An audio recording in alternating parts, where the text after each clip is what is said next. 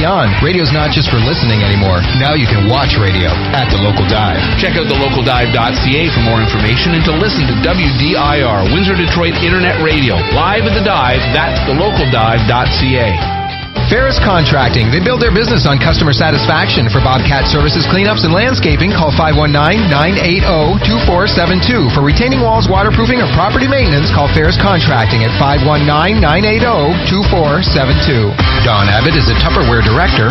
Contact Dawn at 519-967-8539. You'll learn valuable information on the many ways Tupperware can become a part of your life. Contact Dawn, 519-967-8539. Live at the dive with WDIR, Windsor Detroit Internet Radio. It's local, cross-border, and worldwide. Online, WDIR.net. It's Windsor Detroit Internet Radio, live at the dive. The opinions and views in the following program are those of the hosts and their guests and do not necessarily reflect the views of WDIR. WDIR.net. Windsor Detroit Internet Radio. Local, cross-border, and worldwide. It's Children and Parenting Talk Radio on WDIR, Windsor Detroit Internet Radio, local, cross-border, and worldwide. And we're here on WDIR, Windsor Detroit Internet Radio, local, cross-border, and worldwide. And we're here on the Children and Parenting Show with me, your host, Dawn Robertson. This show airs every Monday morning from 9 till 10 a.m. Always trying to bring you some good tips and advice and, ways with dealing with within our families. Today, though, I thought we'd do something really fun, just kind of off the wall. I brought in Marc Bodechon, who's like an old-time radio show aficionado. Is that a good introduction there, Marc? Yeah, I guess so. So welcome to the show. It's awesome to have you here. Oh, thank you, Dawn. It's a pleasure to be here. Beautiful town of Tecumseh, for sure. I love that. The atmosphere is great. There's people walking around. It's pretty busy here, to be honest with you, in the morning, isn't it? Yeah, it is, actually. We always have people coming and going here, and, as you know, this is interactive radio. Radio's evolving, in its own right. And on WDIR, we have the, live radio lounge where our listeners can actually come in and interact with the shows and meet the hosts, and I think it's an amazing experience, and it's actually the way radio is going into the future. Would you agree with that, Marc? Well, I think so. I mean, everything it goes in cycles, and I think AM and FM will eventually be phased out with internet radio, and it's good to be at the ground floor working our way up. And as you know, you've been doing this a lot longer than I have, so I mean, it seems to be a progressing situation. That's right. And I thought today we could talk about, the old family values at the beginning of radio and how that affects the family dynamics there within, and then some ways that radio affected, people directly back then. Became such a focal point of lifestyle in the early days. Would you mind starting us off right back at the beginning of radio, how it all got started, and what kind of was going on, within the family dynamic around that? Okay, not a problem. Radio in its infancy was Morse code, and basically that was the late 1800s. And most of that was used for ship-to-shore radio to talk to the boats and that, and for SOS and stuff like that. It wasn't until the late, I'm going to say about 1907, I think they started to try to talk on the radio. Oh wow! And then by 1915, during World War I, radio took a giant leap to voice. And people would use that from the trenches, and they would talk to the command center at the back of the line and get orders from them for advancement or retreats or for moves that they could make strategically, okay. And after World War I, it kind of just stayed dormant for a little bit up until about, I'm going to say 1921 or so, and that's when radio started with broadcast. And it wasn't the broadcast that we know from the golden age. It was more of music being played and news. Radio back in the early infancy is news, and it was music, and it was entertainment, and it was new to people, and people were I mean, it was the roaring 20s. Everything was exciting. I mean, it was unfortunately it was prohibition, and you know, it wasn't really a lot to do on a Saturday night. So I mean, they had the radio, and they could listen to music, and the big bands play, and you know, have little parties at the house and that. And radio was in its infancy, and it was really expensive. So a lot of people built their own radios, because radio was very expensive. So there was companies like Atwater Kent, and there was Orson brand companies where you'd look in a magazine and order a tuner and IF section, and you build yourself your own radio. It could take a couple months, whatever you could afford. And because that would be something you'd have to save up for, and just buy piece by piece. Is that right? Well, most people could, because I mean, it wasn't the Depression. I mean, it was, people had money. It was just not a lot of people had a lot of money, and radio was expensive. It's like anything that's new out there. I mean, you pay for it. And radio itself was expensive, so people like Atwater Kent got started just by selling component parts for radio, and it went on till 1936. Atwater Kent, they're one of the best known radio companies out there. But anyways, so we go from there to the golden age, and that was the late 30s. That's when sponsors decided to say, you know, radio is pretty good, and a lot of people are listening to it. We should advertise on radio. And so they would sponsor 1-hour spots, half-hour spots, 15-minute spots, and it was all geared to certain type of listener, whether it be child, teenager, adult. You know. So were the commercials back then also based on, you know, a selected audience as well as the shows? Well, of course. I mean, like Tom Mix was Ralston cereal. I mean, and that Ralston, Tom Mix and the Ralston Rough Riders. I mean, that was a radio show that went on from the early days. We're talking late 20s to mid 30s. And it was basically a Western, and I mean, it was pretty exciting stuff for a young boy to come home from school and get to listen to it, and then have the cereal in the morning was huge, because they could be part of the show, you know. So the sponsors really were smart about that, and they really grabbed onto their listener, and once that started catching on, everybody from insurance salesmen to car dealerships to even the radio itself, like Philco Hour, they had Bing Crosby on, and the late 30s, you know, they had the Philco Hour with Bing Crosby, and Bob Hope did a show. I mean, there were so many different genres that you could engulf in radio. And you were saying, you know, how the kids would rush home to listen to the shows, and then they'd hope to have that cereal in the morning. You know, were there little things inside the cereal that they could use to partake in the radio shows, like little decoder things or anything like that, you know, around that kind of marketing? Was there stuff like that? Well, the show itself, through the sponsors say, you know, because back then they didn't have any way of gauging who's listening. Okay.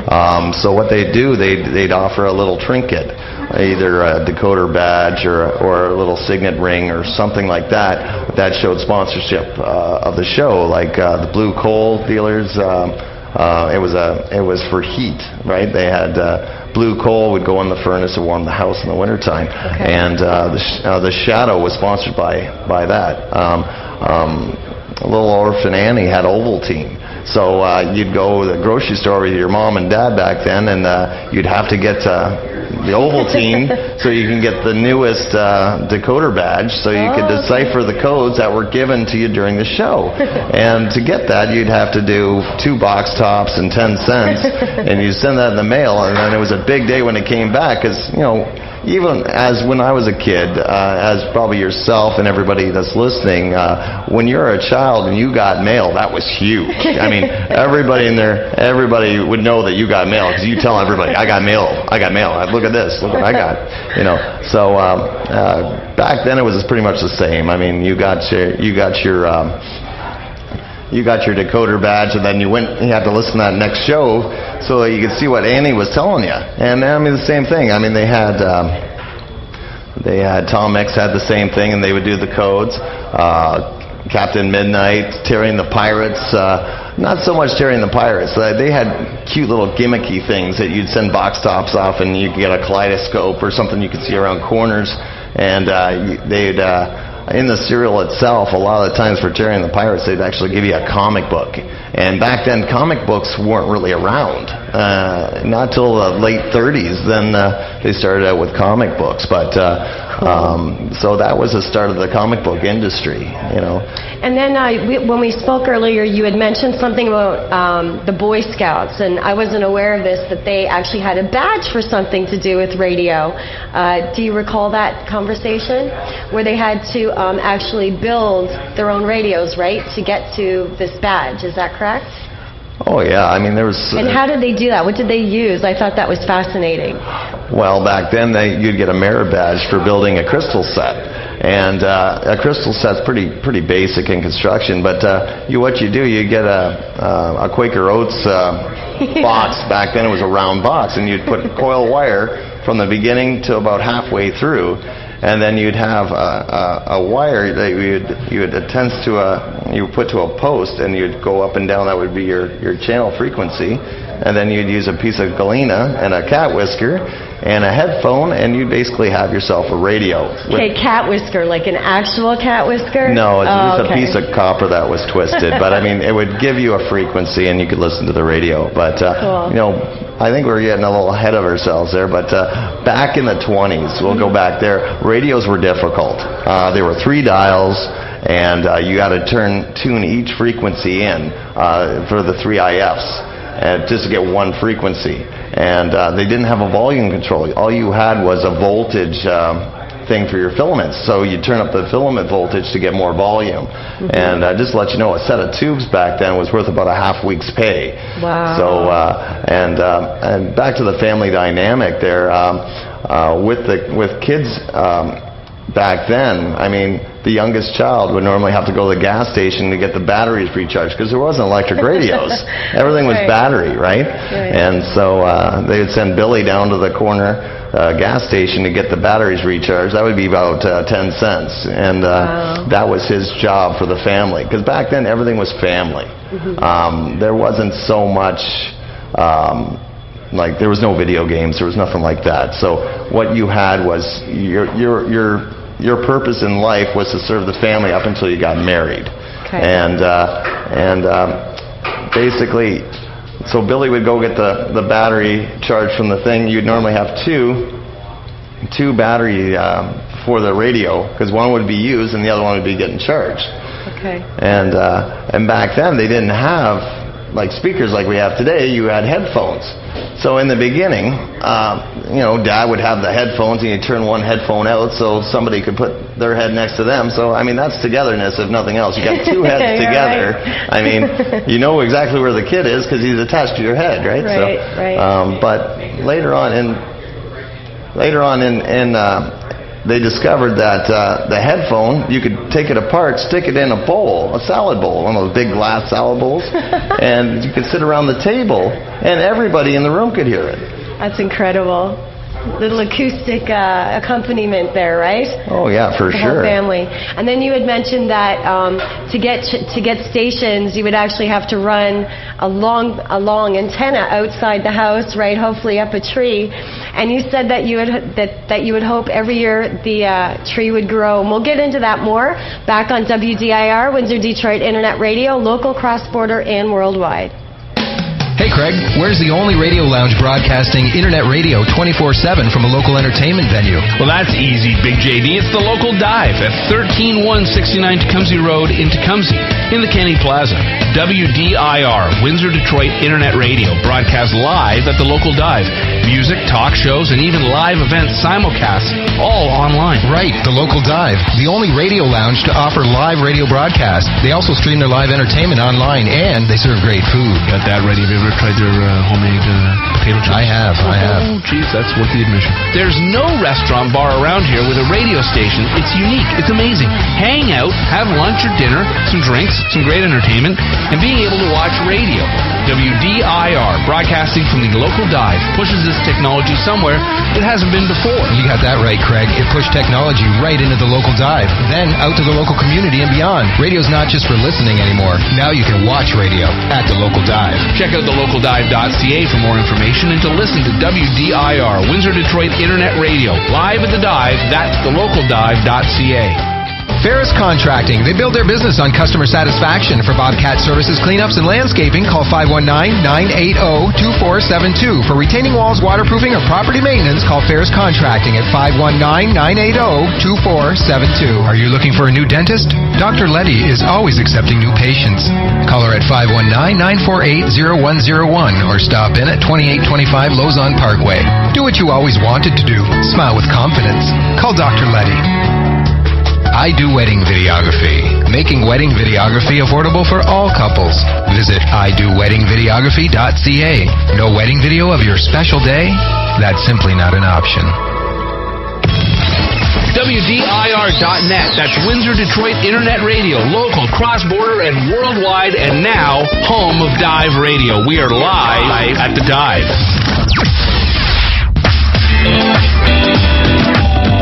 It's Children and Parenting Talk Radio on WDIR, Windsor Detroit Internet Radio, local, cross-border, and worldwide. And we're back on WDIR, Windsor Detroit Internet Radio, local, cross-border, and worldwide. And we're here on the Children and Parenting Show with me, your host, Dawn Robertson. And I have an amazing guest in today, Marc Bodechon. He's the old-time radio show aficionado. He knows way more about the genre than we could ever cover in one show. But I'm throwing just random questions at him today, seeing how far we get. I know, I tell you, it's like it's a marathon here for the mind. I'm telling you. But you were talking about the antennas. Yes, that's a great subject because back then when radio was new, it wasn't about what you listen to, is how many channels you can get. I mean, we had so many channels that were distant.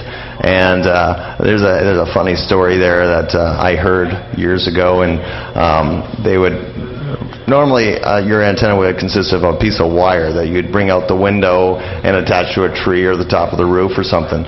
But this story basically goes, they brought the wire out, had Bobby go up the tree to the very top, and every year they could get more stations because the tree would grow, right? So, I mean, which is fascinating. Awesome. So Billy's at the station getting the batteries charged, Bobby's up in the tree. Oh, it's a whole family event, you know. That's right. And I think with that said, we basically, it was all about it was a status thing. It's something to talk about with the guys at work. I heard KDKA up in Pittsburgh yesterday, and it was distant, but I could hear it no problem. And that was a big thing. So everybody was trying to compete to see how many. I mean, they had clubs that would log. You would have a radio book, like the old radios. They'd have a log book, which kind of lost in AM, but still today in ham and in shortwave listening is still effective day. I mean, they have a log book and they say what channel you'd listen to, what frequency did it come in on, and you'd have for how much volume you got, like how good was the signal, Okay. And I mean, they do that a lot, even today. All right. Now, did radio shows run all day and night like they do now? No. If like my age group and maybe some of the older listeners here, they might remember when TV used to come on and then log off. Right. And basically that was the same with radio. It wasn't until the late 60s that it actually started going 24 hours. A radio station would sign in and then sign out at 12 o'clock. At the very end of the radio broadcasting day, it would have the national anthem, and it would sign off and go to sleep for a few hours, and come on, and it would start up with the national anthem again. I mean, that's something that people know in my age group, maybe, and older for sure, but the younger ones, they probably wouldn't know that. And so was radio just for entertainment, or was it used, for news or, things covering the war, maybe that kind of stuff? What else was radio used for besides just, family entertainment? Well, let's go back into the golden age. Okay. We talked about the 20s. 20s, you got to remember, it was mostly news and music. Okay. And then in the 30s, it started with radio programming, as we know old-time radio to be. A half hour, 15 minutes, or an hour show on a certain, family, the Hardy Family, or there were so many shows, Easy Aces, The Shadow, The Green Hornet, and during the day they had soap operas. That was something I had no idea. Yeah, they had The Guiding Light started on radio. That's incredible. Through the Storm, Ma Perkins, The Simpsons, and then they had ones later on that were kind of like our talk shows that we have on in the afternoon hour, like the Bickersons.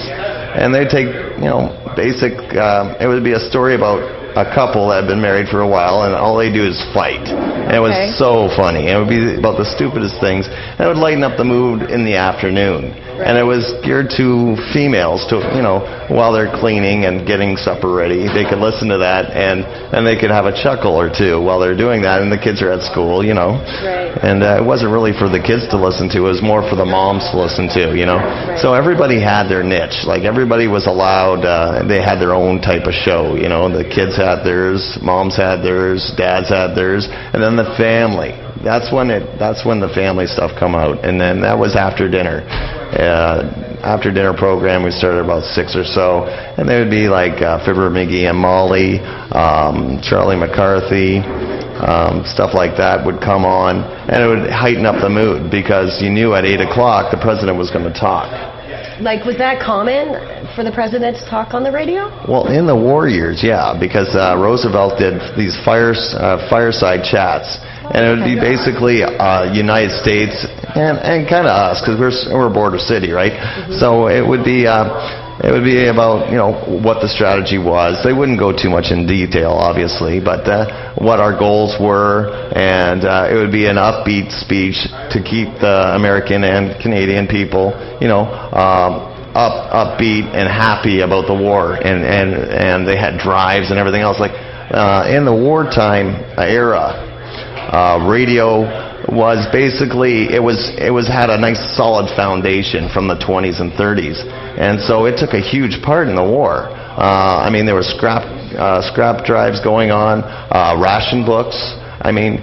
People didn't have money because there was very little products. They stopped making radios all through the war years. The last year a radio was made was about I'm going to say 42, and then they didn't start making radios until 1946, 47, because they needed all that material for the war effort, right? Okay. Now, you were talking a bit about the ration books.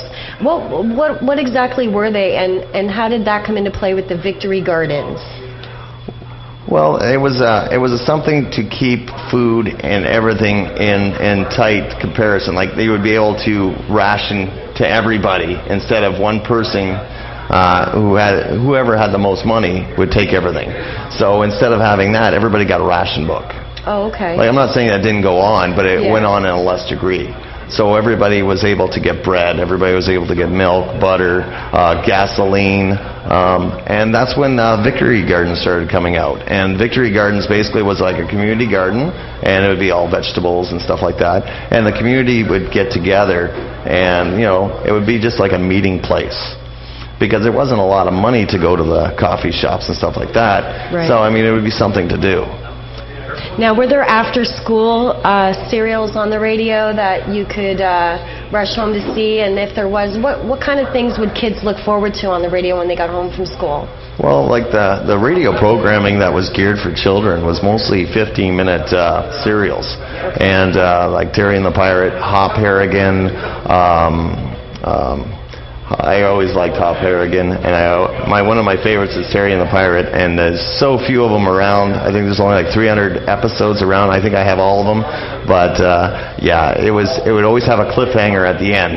So you're like, oh, I got to listen to tomorrow now and find out what happens, And but they had Hop Harrigan, Terry and the Pirates. There was Tarzan, Little Orphan Annie. Chick Carter, Child Detective. I mean, there were so many different ones. I mean, we can go on and on about it. I mean, they were geared. That was after school. That was at the 3 o'clock to 4 o'clock hour was children programming. Right. And then, were there superheroes on the radio like we have in TV and movies today? And if there are, did any of those come from that early radio, beginning, or is that something just, generated through television and movies, more currently? Well, that's a great question because, like Superman, as you know, it started out on radio. Okay. Yeah. And before comics and everything else, Superman was radio, and Superman brought on Batman, brought on several of the other ones. I believe Wonder Woman actually had a small type series. Whether there's any around still, I have no idea. I never heard one, but there was a lot of these so-called superheroes, but some of them went on to comics, some didn't. Like the Shadow, it went on to comics, and it was a Street and Smith production, and they started out as pulp magazines. Before comics, we didn't have comics. We had pulp fictions and that, like we had the Shadow magazine, and then there was all the sci-fi stuff, and it kind of transitioned from pulp to comics back in the late 30s, early 40s. And with the war going on, unfortunately, there's a lot of things that we can't talk of now that they talked about then because we were at war. And, the Nazis were bad and the Japanese were bad, so it was all bad. Like propaganda on the radio. Yeah, it was all pretty much propaganda. Stuff that we could not do now, they did then, and it was acceptable. Just like... discrimination must have been an issue as well. Well, just like, because we had Amos and Andy. I mean, they were portrayed as colored, but they weren't. They were white people, and when they did the photo shoot for publicity shots, they would put the black face makeup on, kind of like Al Jolson did back in the 30s when he was singing Mammy, right? So it was the same kind of stuff. And what happened, everything was controlled. The actual network controlled everything that was played, and it wasn't as free as it is now today. Everything had stereotypes. Everything was basically geared to a certain audience, and you didn't want to sway away from that because the network would put you right back in place. So everything basically went the way they wanted it to go at the time.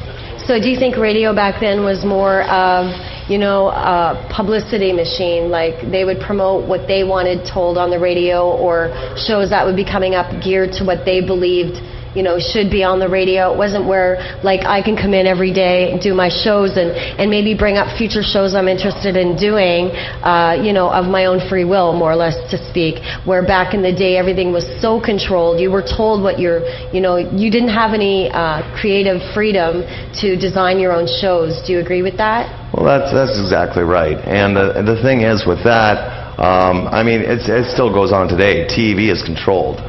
Mass media is controlled. The only thing that's really kind of free, sort of free, is your internet right now. And I'm sure if they could figure out a way they could control that, they would do that too. Right. But radio, let's get back to radio. It was controlled. The sponsors basically controlled the networks. The networks controlled the shows.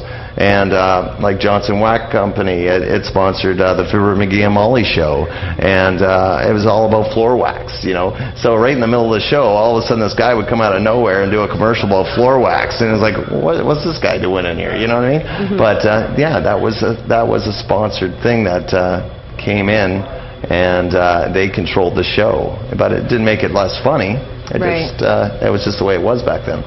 Now, what are some of the famous cartoon shows that ended up on TV? But did any cartoon shows or children's shows directed in that frame start on radio? And I'm going to bug you with for the answer as soon as we come back. here on WDIR Windsor Detroit Internet Radio, local, cross-border, and worldwide. Dive Radio on WDIR, Windsor Detroit Internet Radio, local, cross-border, and worldwide. And now, live at the Dive, the area's only 24/7 radio lounge, broadcasting from the local dive. It's Dive Radio on WDIR. Visit WDIR.net. WDIR, Windsor Detroit Internet Radio, local, cross-border, and worldwide. And now, live at the Dive. That's right, the local dive in Tecumseh. WDIR, broadcasting live at the Dive. Check out WDIR.net. If you're not in the shape that you want to be in, you need to call Life and Body. Call President Reno Perlin of Life and Body. Reno's a certified personal fitness trainer. Whether you want to lose weight or gain weight, call 519-250-LIFE. Life and Body. What's your life and body worth? If you're in need of professional video and film production or audio production, check out OMS Entertainment. Corporate, commercial, training, broadcast, podcast, real estate, or wedding. Located in Windsor, Ontario, visit omsentertainment.com. Dawn Abbott is a Tupperware director.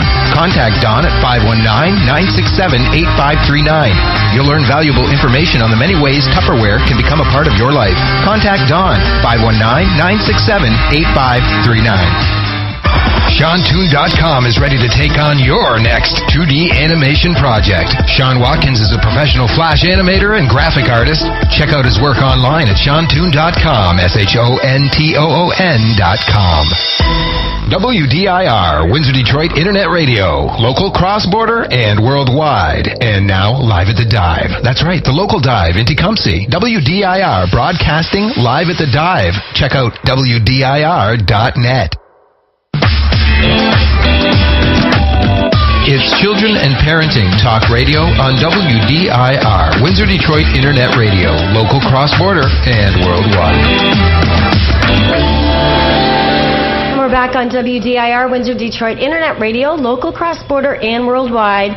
And we're here on the Children and Parenting Show with me, your host, Dawn Robertson. And I have a great guest in today, Marc Bodechon. He's an old radio aficionado, you know, the old shows and the family dynamics that, you know, went along with that. And I was picking his brain just before we left about, you know, cartoon characters that might have carried over later into television or movies. And then also I wanted to know about maybe child characters, you know, like Little Orphan Annie and that kind of stuff. Did that stuff start on the radio? Well, yeah, of course, Little Orphan Annie did. I think you were talking about comics, like the cartoons. Characters, yeah. Some of those were spun off from Charlie McCarthy. It turned out to be a comic and went into a comic book, and so did Felix the Cat and a lot of the shows like Terry and the Pirates and Hop Harrigan. And even they actually had cartoons of Amos and Andy. Okay, cool. And that was around the same time that Mickey Mouse came out. So, okay. I mean, Mickey Mouse was the first cartoon, obviously, but Amos and Andy was in a close second. So. Okay, cool.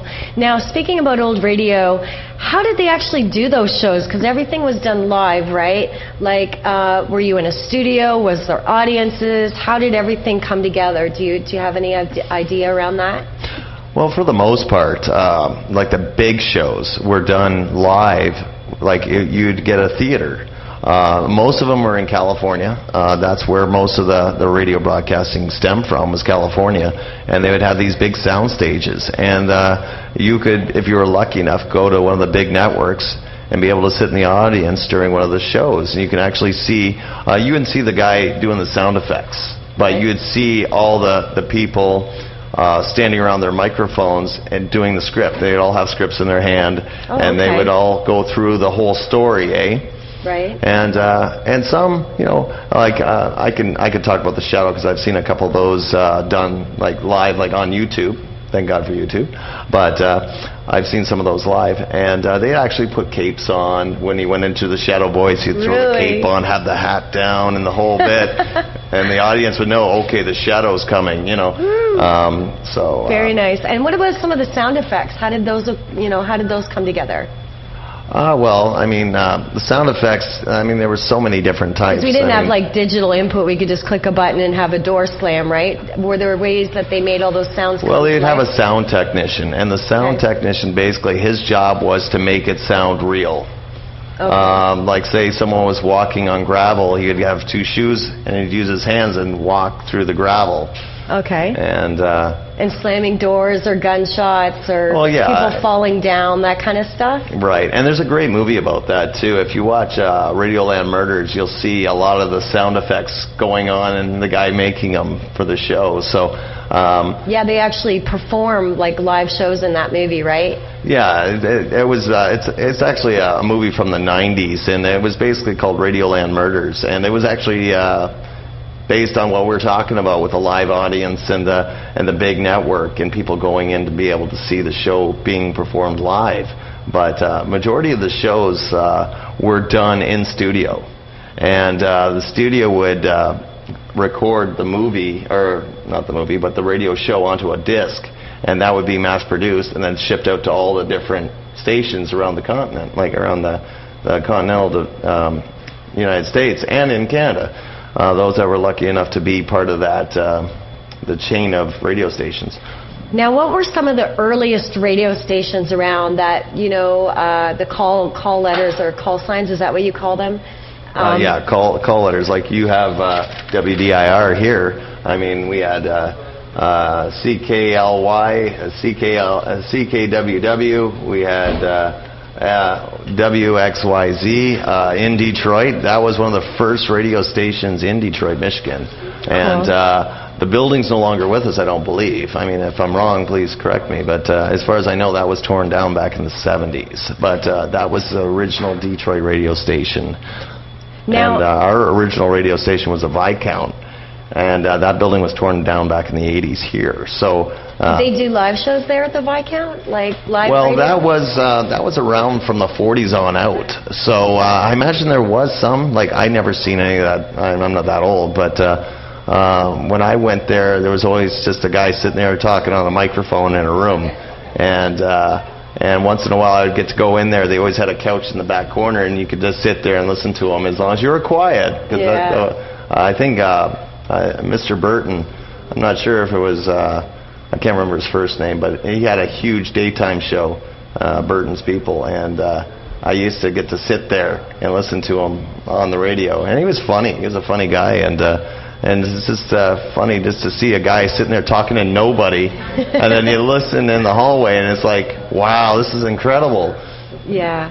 Now, going back to the beginning days of radio, or maybe, you know, more when children became more involved with radio, like listening to the shows and interacting with the shows, were there like superstars that kids, you know, today we're all trying to get autographs of our favorite stars and artists today. Was that same kind of thing going on back then? Like, were there contests or anything like that we could win certain privileges, maybe to get an autograph or money, or like were there contests through the radio shows that the whole family could partake in?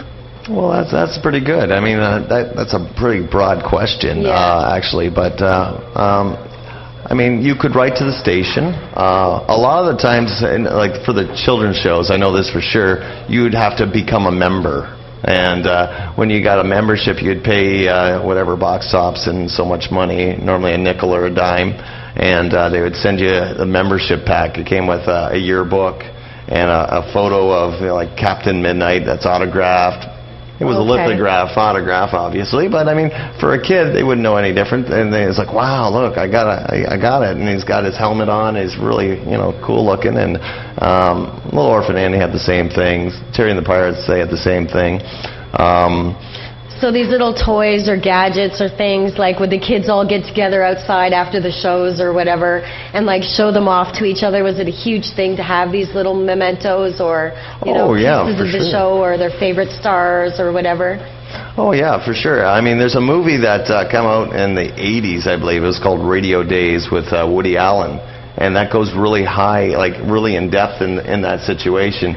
It's about this little boy who listens to the radio. He loves radio, and he spends all his time trying to get the decoder, and he gets the decoder, and he figures out what the secret code is, and basically it's they all talk amongst themselves like this one's better, that one's better. It's like we did when we were kids back in the 70s there.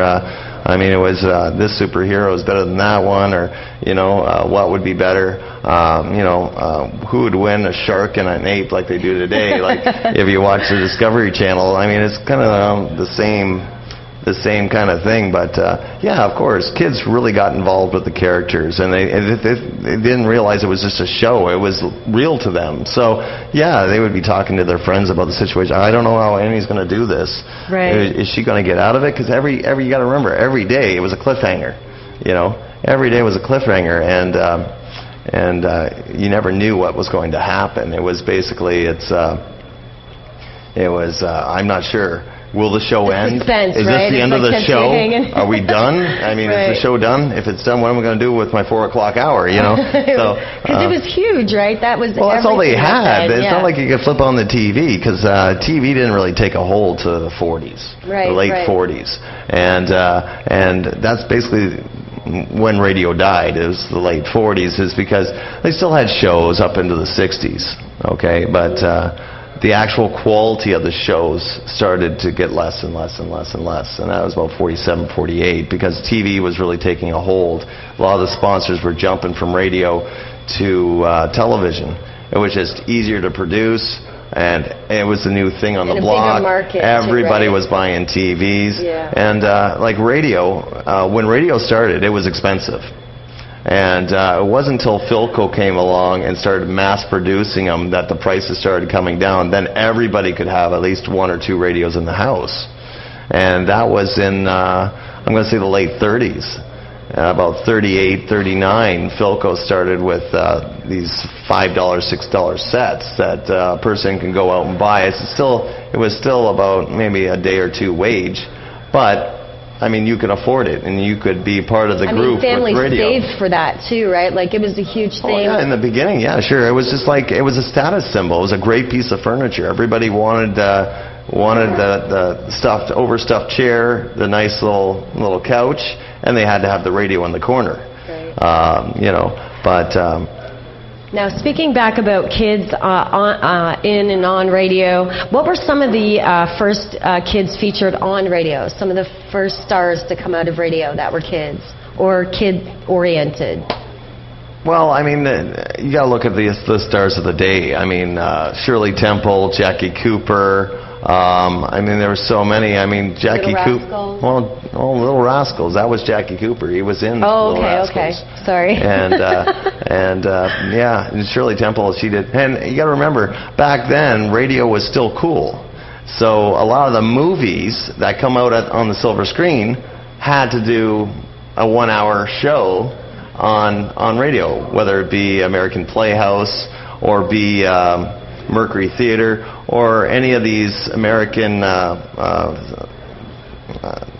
like theater-type genre shows. Right. There were so many of them, and I can't list them all to you, but I mean, that type of show, basically take your 1.5 to 2 hour movie, condense it down to an hour, and it would be like, I don't know if you remember in high school, we'd get Coal Notes. It would be like a Coal Notes version of the movie on radio.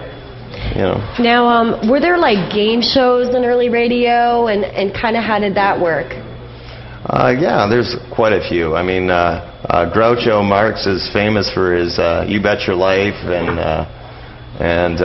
then they had quite a few other ones, like It Pays to Be Ignorant. That was hilarious. It was a British comedy, but I mean, it was played over in the American Airways.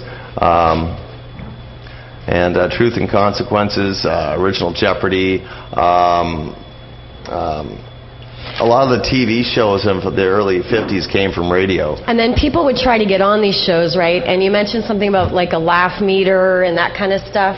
How would that come into play? Well, that was more of a local market. Like every city in that had a radio station. Okay. And it would be like an old movie theater kind of thing, and they would have the station in the back. Well, what would happen is that they would put on like these variety shows where people could do like stupid human tricks and pet tricks and and sing and act and do all sorts of different things, and the audience would judge them, and at the end they would win like $20-$30, you know. All right, now, Mark, I'm just going to take a little break here, but before we go, I just want the listeners to go grab a pen and paper, because I want you to list your links and things that people can get a hold of you for more information and some of your old radio shows that you actually have online. And we'll be right back with more on WDIR, Windsor Detroit Internet Radio, local, cross-border, and worldwide. Local, cross-border, and worldwide, and now live at the local Dive. It's the home of Dive Radio, and it's WDIR, Windsor Detroit Internet Radio, online at wdir.net. Ferris Contracting. They build their business on customer satisfaction. For Bobcat services, cleanups, and landscaping, call 519-980-2472. For retaining walls, waterproofing, or property maintenance, call Ferris Contracting at 519-980-2472. Are you looking for a new dentist? Dr. Letty is always accepting new patients. Call her at 519-948-0101 or stop in at 2825 Lozon Parkway. Do what you always wanted to do. Smile with confidence. Call Dr. Letty. Four on the Floor is a local Windsor, Ontario music documentary film. The basis of the film is music as a universal language, whereby the local Windsor music scene is showcased through the past decade. If you would like to submit live video footage or music for inclusion in the film, visit 4 on thefloor.ca. Dawn Abbott is a Tupperware director. Contact Dawn at 519-967-8539. You'll learn valuable information on the many ways Tupperware can become a part of your life. Contact Dawn, 519-967-8539. WDIR.net. That's Windsor Detroit Internet Radio, local, cross-border, and worldwide, and now home of Dive Radio. We are live at the Dive.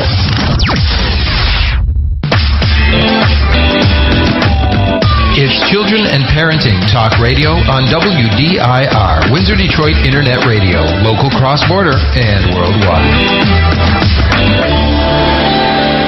We're back on WDIR, Windsor Detroit Internet Radio, local, cross-border, and worldwide. And you're here with me on the Children and Parenting Show. I'm your host, Dawn Robertson, and I have a great guest in today, Marc Bodechon.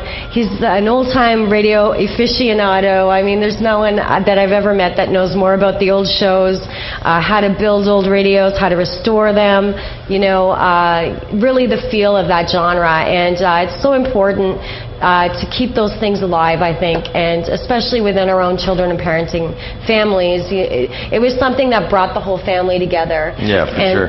Definitely. And Marc, you host your own show here on WDIR, the Golden Age of Radio Theater, that airs Friday and Saturday nights at midnight. Is that correct? Yeah, that's correct. Yeah, Golden Age of Radio Theater, and it's on Friday, Saturday nights at 12 midnight, and it's a full-hour show. So I know it's kind of late, but, you know, I mean, it's great timing because you don't have to work the next day. So if you could stay up and give it a listen, I mean, you'd probably open up your imagination for sure. Yeah, and I know I like to fall asleep with them on. You know, back in the day, your mind got to rest at some point through the day, and we don't really get that much anymore. So when those old radio shows are on, you always talk about your imagination. You know, we don't use it enough these days. Yeah, the theater of the mind, yeah. Everything is right there for you on TV. I mean, you don't have to think of nothing, and that's the problem. Like years ago, the children, I mean, a lot of the artists and the ones that are actually doing the shows that you're watching now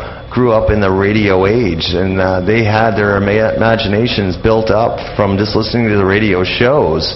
And unfortunately, our children, they don't have that opportunity because it's not readily available. I don't think there's any AM station right now or station, or even on FM, that you can even hear a radio show. I mean, so that's why I took a chance, and we're going to do this on the WDIR radio, and with that Golden Age Radio Theater, just bring back some of that, you know. Nostalgia feeling, right? Well, it's nostalgia, plus it's really good because it gives your brain a workout.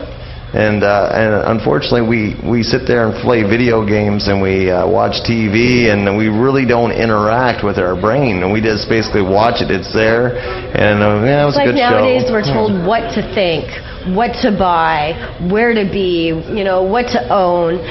Where radio back in the early days was all about, giving you possibilities and opening up the world to you, right? Do you agree? Well, yeah. I mean, you could do anything. Radio made you a director of any movie. Every show that was on, you were the director because you made the pictures in your head. And now you don't have that opportunity. You just watch a TV and that's it. And back then, I mean, it made you feel empowered by being able to put it in your head and have a mental picture of what was actually going on and playing out in front of you on the radio. So that's unfortunate that that's lost. So, I mean, try to bring that back, and I hope a lot of people, especially your listeners, will tune in and listen to the show, and hopefully, if nothing else, get a little nostalgia feel for the broadcast. Yeah, I know your videos on YouTube have great hits, and you just actually put them up. So a lot of people are really enjoying those shows. And would you tell the listeners your links so that they can get a hold of you either by Facebook or YouTube, leave you maybe comments for future shows, or and watch the old shows you have posted? Yeah, not a problem. We have on Facebook, we have Golden Age of Radio on WDIR webpage, and you can also look up my name, Marc Bodechon, on Google page, and or look me up on YouTube. Just type in my name, Marc Bodechon, that's Bodechon, and basically that will send you to my links, and we have some pretty good programming there, something to give you a feel for the hobby, or just something different to look at. If you're curious, go ahead, take a look at it. But as parents, if there is any parents listening, for sure, radio, the old broadcasts are really ideally suited for younger generation, especially your children. It opens up their imagination. It helps them be their own individual instead of a cookie cutter that society puts out there for everybody to be now. It's very important for them to have their own identity, and radio will give them that identity. That's an excellent point, Marc. Yeah. And now earlier you had mentioned something about Quiz Kids. Could you tell us what that is? Well, I was never on it, but it was going on when I was in school, and my school did participate in it. I just wasn't on the show, but yeah, it was something done. There's a lot of stations that did this, to be honest with you. And what it was like Quiz Kids. It was they would give questions, and every school would answer this. Like it would be, you'd have to buzz in, you'd have to give the correct answer, and you get points. At the end of the show, you'd win money for your school, for field trips or books or whatever. But I mean, it was to give the students school pride. And it was a different type of sport. It was like an educational sport, and they would actually win prizes, field trips, money, and other things. So it was well worthwhile. And that went on until at least mid-70s. That's pretty awesome.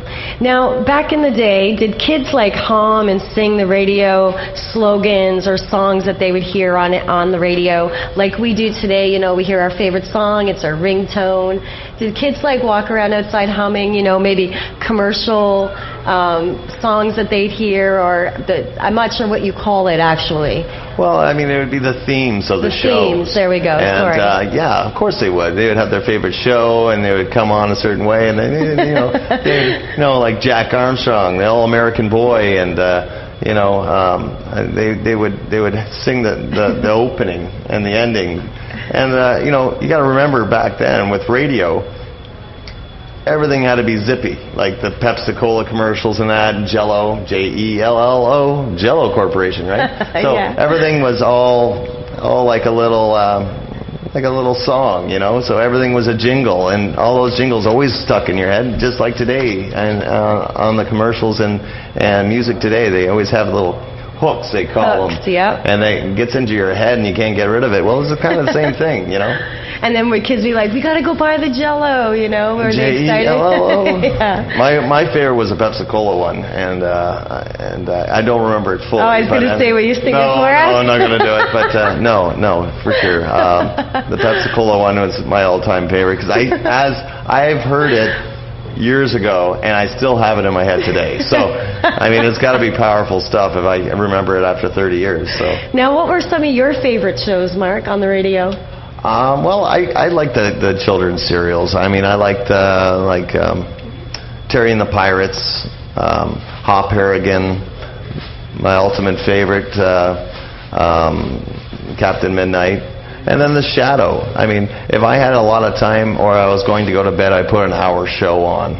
And one of my favorites would be The Shadow. I mean, originally The Shadow was performed by Orson Welles, and there was like 4 different shadows. There's John Stone, he played him, and I can't remember the other 2, but anyways, Bill Johnstone, he was the one who brought the shadow to the people. Orson Welles was very, he's standoffish. He didn't like people, stayed away from people, and basically he was more of a recluse, I guess you would say. Mm-hmm. And but he did The Shadow in the very beginning. The Shadow as a radio show was originally an announcer. He didn't actually do any radio. Like, he didn't have any adventures. He just announced. He would be the announcer on the Shadow program. And then after the sponsors got more involved, they said, no, Lamont Cranston needs to do something more than announce a program. So then they started having adventures, and he could be invisible, and he could fight crime and all that stuff, and so that was the sponsors kicking in and making a show better, in my opinion. Now, Mark, I wanted to ask, you know, when it comes to the old radio stars, who were the most famous male and female stars to come out of radio, in your opinion? Well, Orson Welles for the male category. Everybody thinks radio, they think War of the Worlds, that come out in October 31st, 1938. Could you tell the listeners what that was?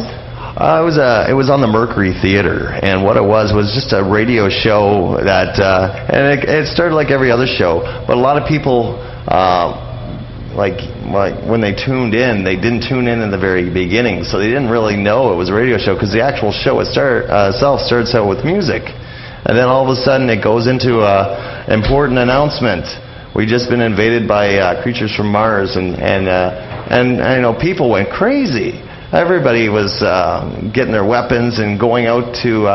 It was over in some small town in New York, on the outskirts of New York, and everybody was getting ready for battle, because they didn't realize it was a radio show. They thought it was really happening, and it was a huge scandal, and FCC stepped in, and they put restrictions on radio broadcasts, that they had to say that this is a radio show. It's not actually happening.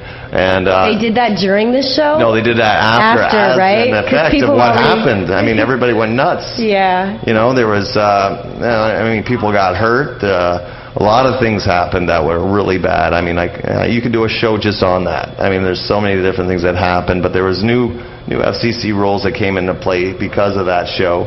Oh, okay.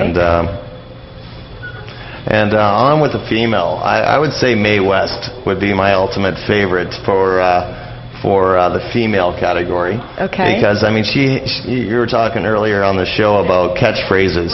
Right. Well, she had so many. Like, come up and see me sometime, that was hers, right? Okay. I mean, there was so many, and it was good to be bad. I mean, that was hers too.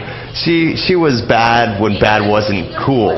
Like, you know, she was the original bad girl. Oh, okay. And like, she was the naughty girl, and the FCC and the sponsors, they just went nuts.